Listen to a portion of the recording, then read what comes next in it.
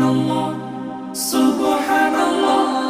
সফর সফর শহর শহর রোজানা রোজানা সময় কখন কোথায় দাঁড়ায় অজানা অজানা। জীবনের প্রতি পাঠে একা একা চলি পথে আর চলে আসমানি রঙে ডুবে অনুরাগে অনুভবে খুঁজে পাই সুবহানাল্লাহ ওয়ালহামদুলিল্লাহ।